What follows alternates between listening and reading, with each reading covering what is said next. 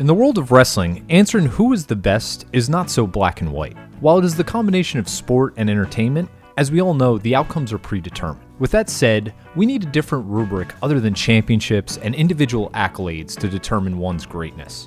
In this series, I will compare all-time greats and rate them based on three important categories. One, being in-ring ability. At the end of the day, this is wrestling, and how good you are in the squared circle is extremely important. Two, promo ability. For fans that care about the match that is going to take place, you need to sell them on it. Finally, the last category being gimmick. One's on-screen character is the difference between adored and hated, entertained or indifferent. In this video, I will compare two names towards the top of the all-time greats list. Who was better, Ric Flair or Shawn Michaels? Let's first assess what Shawn did in the ring. Many wrestlers have said that on Michaels' worst day, most performers could not lace up his boots. The Heartbreak Kid was an innovator that put his body on the line. Another plus is that Shawn competed at a fast pace, which balanced out his bigger, yet slower colleagues. The first three contests that come to mind when I think the best of HBK are WrestleMania 10's ladder match with Razor Ramon, WrestleMania 12's Iron Man match with Bret Hart, and finally, WrestleMania 25's Classic with The Undertaker. You noticing a theme here? At the biggest show of the year, Michaels was at the top of his game, earning the title, Mr. WrestleMania. Flair was no slouch himself. The names Dusty Rhodes and Sting would not be as big without their heel counterpart. Knife-edge chops, eye pokes, and low blows added to the in-match psychology that the Nature Boy was really the dirtiest player in the game. Who could forget Ric's dramatic way of selling an Irish whip to the turnbuckle, or the out on his feet flop to the canvas? The best Ric Flair matches are probably a combination of Clash of Champions 9 against Terry Funk, and the trilogy against Ricky Steamboat, which secured Nature's legacy before the 90s even began. While this may be comparing apples to oranges, one is clearly better, and that is Shawn. Michaels raised the bar in-ring arguably more than anyone in WWE history, and helped inspire an entire generation of up-and-coming sports entertainers, which gives HBK the nod.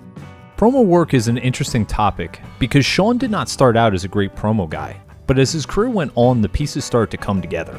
During his main event babyface push, there would be flashes of brilliance when Michaels would toe the line between confident and arrogant.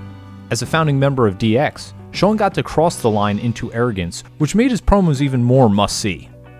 During the second act of Shawn's career, more realism was added as segments with Triple H, Chris Jericho, or needing to prove that he could beat The Undertaker in his retirement match in WrestleMania 26 delivered. For Ric, the promos came a lot more natural. The With a Tear in My Eye backstage segment that followed the Royal Rumble match in 1992 is still remembered. With the exception of Macho Man Randy Savage, Ric Flair might be the most often imitated promo by wrestling fans.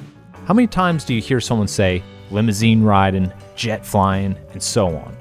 When comparing both guys, it is not that Michaels was a bad promo, but Flair is probably on the Mount Rushmore in wrestling history. The promo section goes to Nate. The final category, gimmick.